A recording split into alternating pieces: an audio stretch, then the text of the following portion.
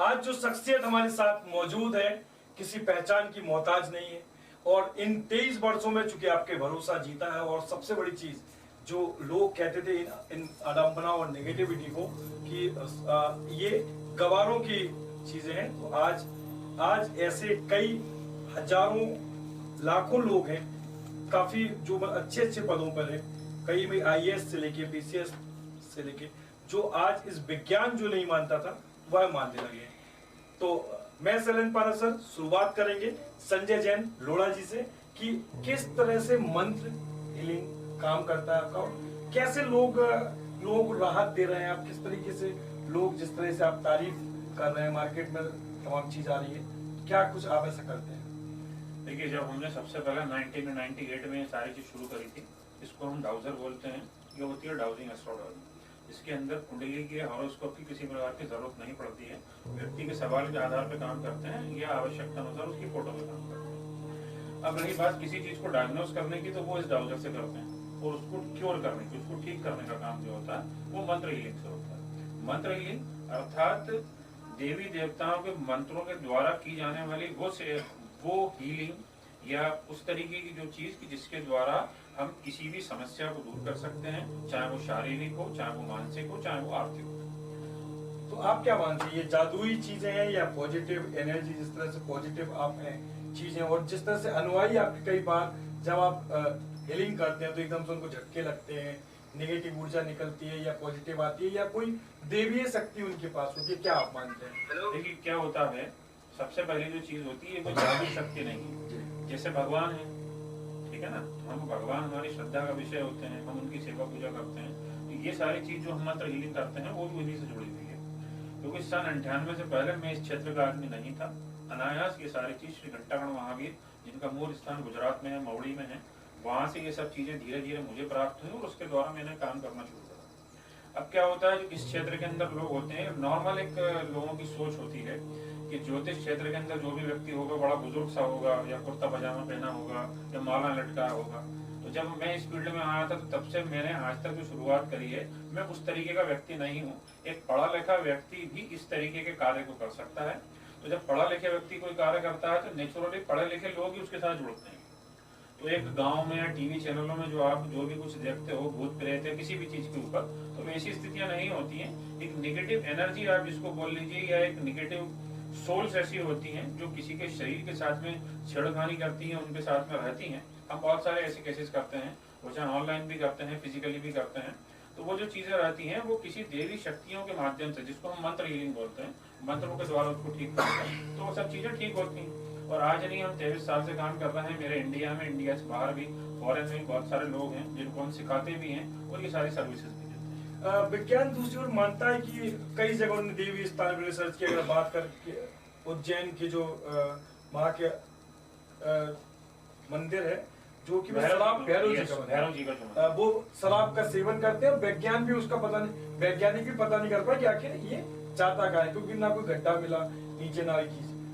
कई जगह विज्ञान ये मानता है कि अगर कोई भी किसी भी धर्म का अनुयायी किसी को मानता है, पूजा करता है, तो उसकी जो पॉजिटिव एनर्जी है उसमें समा जाती है, इस वजह से लोगों के सिद्ध काम होते हैं। तो क्या कहीं ना कहीं ये चीज सही होती है, जिस तरह से आपने जादू को नकारा है, पॉजिटिव पे ही? देखो, क्या होता है, बेसिकली हम किसी भी चीज को, हमारे साइंटिस्ट भी जो है, हमारी जो भी इस तरह के विज्ञान है, वो उन सब चीजों को जस्टिफाई करने के लिए बोलता है ना। जिस तरह से काल भैरव के अंदर भी जब उन्होंने वहां पर रिसर्च करी, उनको कुछ नहीं मिला। ऐसे देश में अनेकों मंदिर हैं आज भी कि जहाँ पर जब रिसर्च होती है तो वो सब चीजें नहीं मिलती।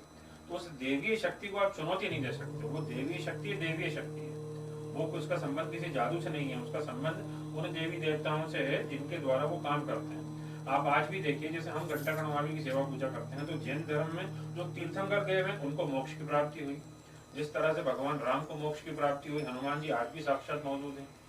जिस तरह से महाकाल महादेव को आप मानते हैं कि उनको भी कहीं भाई वो हैं, आज भी उनको विद्यमान माना जाता है। तो ये सारी चीजें क्या है, आज मेहंदीपुर बालाजी जैसे अगर हम देखें तो वहाँ पर किस तरह से लोगों में जो दूसरी दुनिया की हम बात करते हैं, वो निश्चित बिना किसी गुरु या किसी धर्म के खुद ब खुद लोगों में ये चीज। वहाँ पर भी आप देखिए, मेहंदीपुर बालाजी में लोग आते हैं जिनको भूत प्रेत चढ़े हुए होते हैं, और वो उनको स्वतः वहाँ पर ठीक होते हैं।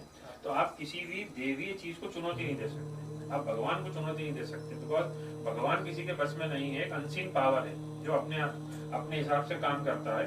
एक आप देखो, भगवान की भी एक इंडस्ट्री है यहाँ पर हर दिन हजारों बच्चे पैदा होते हैं, लाखों बच्चे पैदा होते हैं, सबका ब्रेन अलग है लेकिन नाक मुंह कान सब एक जगह। तो ऐसा प्रोडक्ट कोई और तो नहीं बना सकता भाई।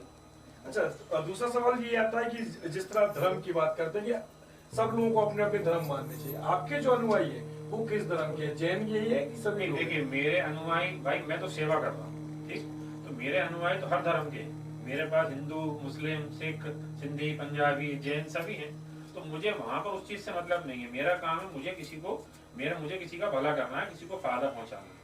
तो मैं घंटागण महावीर की साधना कर रहा हूँ, उनके मंत्र कर रहा हूँ। आज सिंगापुर में बैठे हुए मेरे क्लाइंट है, वो घंटागण महावीर के मंत्र पढ़ रहे हैं। उन्होंने नॉनवेज छोड़ दिया, उन्होंने दारू छोड़ दी, बिकॉज मेरे साथ में जुड़ने की पहली शर्त यही होती है कि आपको नॉनवेज या लिकर छोड़ना पड़ेगा। तो आज भी लोग भले ही वो मतलब उनको नहीं माने तो भी चलता रहता है। अगर जैसे उस धर्म को नहीं मानते हैं, मतलब उससे कोई दिक्कत, उनको कोई फर्क नहीं पड़ता। एक तरोताजा पूर्व की, मतलब हालांकि विद्यासागर जी महाराज की बात करें तो कुंडलपुर की एक कहानी प्रचलित है कि जिस तरह जेसीबी उन पत्थरों को नहीं तोड़ पा रही थी, चीजें नहीं हो पाई थी, क्या कुछ वो कहानी थी और क्या चीजें थी वो? जहाँ तक मैंने भी सुना है, देखिए आचार्य विद्यासागर जी स्वयं भी साक्षात देव की तरह ही है।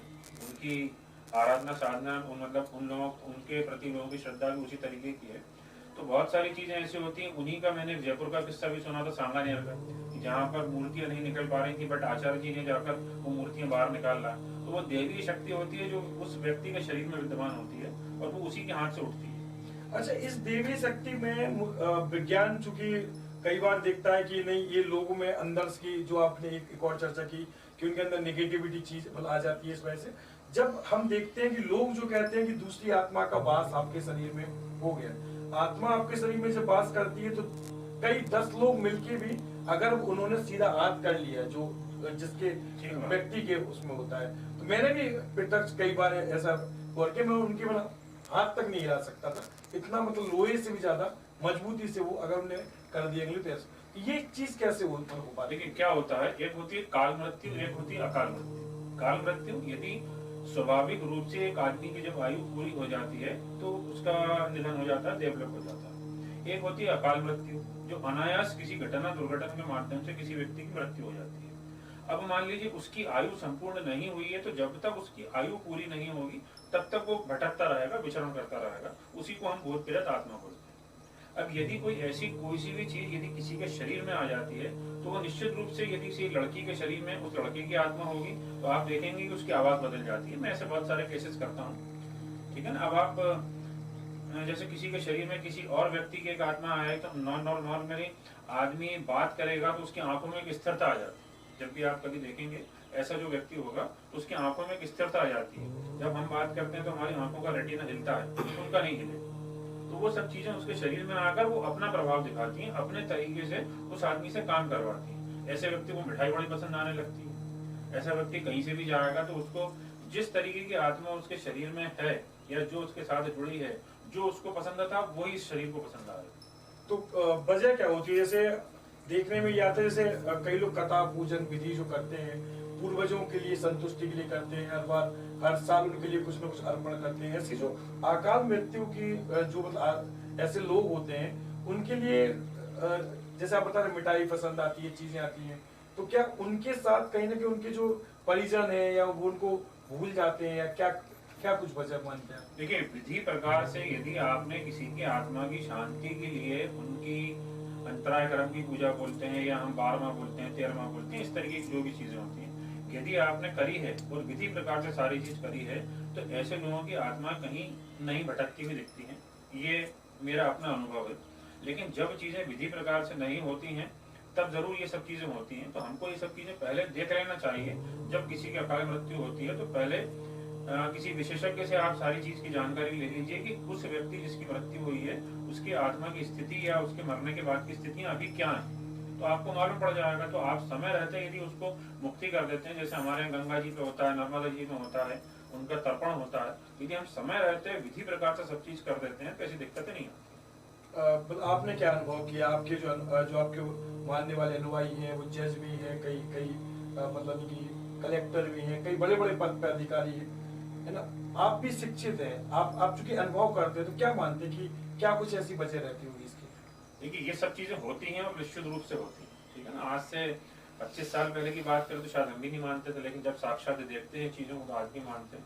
तो ये सब चीजें होती हैं और निश्चित रूप से होती हैं। और किसी भी अकाल मृत्यु के बाद में उन सब चीजें जब स्वतः कहीं ना कहीं से आती हैं तो उनको दूर करने के लिए हम मंत्रों का सहारा लेते हैं ना। मंत्र हीलिंग के द्वारा जब किसी भी चीजों को करते हैं तो उनको उनके प्रकार से उनकी इच्छा अनुसार यदि अपन मुक्ति देते हैं तो निश्चित रूप से वो चीजें हट जाती हैं। अब चूंकि लोगों को, हमारे दर्शकों को नहीं पता है कि कैसे उनको मुक्ति देना है, क्या उनको वो करना है, तो आप क्या कुछ संदेश देंगे कि लोगों को ऐसा क्या करना चाहिए या किन से संपर्क? चूंकि मतलब यहाँ पर कई ढोंगी भी लोग हैं, कई लोग पाखंड भी करते हैं, कई लोग नाना प्रकार के उपाय करके करते हैं, तो आखिर राहत लोगों को क्या मिले? हमने भी अपने परिवार में अपनी भाभी को खोया है, इसी वजह से खोया है कि उनके ऊपर एक वो था। लेकिन हम मतलब क्या संदेश होगा कि लोगों को एक सटीक मार्गदर्शन मिल सके? देखिए मैं आपको ये कहूंगा कि आप अच्छी जगह नहीं भटकिए।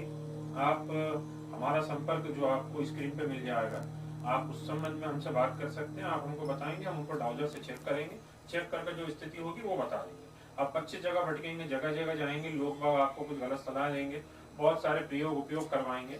तो मैं ये नहीं समझता हूँ कि बहुत सारे प्रयोग उपयोग, बहुत सारा कुछ कर लेने से कुछ फायदा मिलता है। बेसिकली सटीक वही चीज होती है कि हम मान लीजिए हम अपने इंटरव्यू देने जा रहे हैं ना, तो इंटरव्यू देंगे तो जो हमारा इंटरव्यू ले रहा है उसी से बात करेंगे। उसी तरह से भाई जिस व्यक्ति को हमको मुक्त करना है हम उसी से बात करेंगे और उसकी इच्छा को पूर्ति करते हुए उसको मुक्त कर देंगे। तो साफ है। बहुत बहुत धन्यवाद गुरु जी आपका। साफ है जिस तरह से लोगों में भ्रांतियां और तमाम प्रकार की चीजों को, नेगेटिव ऊर्जा को इग्नोर करते हैं और तमाम चीजों को जब छोड़ते हैं तो निश्चित एक मार्गदर्शन की जरूरत है। सटीक मार्गदर्शक, एक शिक्षित और पढ़े लिखे और इस चीजों को समझने वाले, चाहे तो आप गुरु जी बोलिए, बाबा भी बोल सकते हैं और एक वैज्ञानिक भी बोल सकते हैं। तमाम संज्ञा दीजिए, आपके ऊपर है, लेकिन आपका समाधान हो। तो अब तक के लिए इतना ही।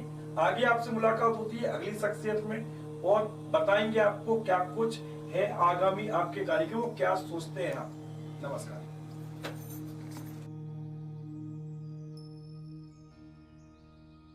आध्यात्मिक केंद्र जहां सुविधाएं हैं, मंत्र हीलिंग, जीवन की उलझनों व बीमारियों के समाधान के लिए, डाउजिंग एस्ट्रोलॉजी, बिना जन्म पत्री के राजनीतिक व भविष्य अध्ययन, रेकी, वास्तु, मेडिटेशन एवं काउंसलिंग एंड लाइफ गाइडेंस के साथ सीखने के लिए मंत्र हीलिंग, डाउजिंग एस्ट्रोलॉजी, रेकी के सर्टिफिकेट कोर्स भी, और साथ में है 500 से भी अधिक अभिमंत्रित प्रोडक्ट्स की विस्तृत रेंज में सभी रत्न, रुद्राक्ष, यंत्र, पारद, स्फटिक, रेकी व वास्तु पिरामिड्स। संजय लोढ़ा जैन का भविष्य astro research centre, 17 shopping centre, Gautam Nagar, Bhopal. Phone 427-2687, mobile 9752162785।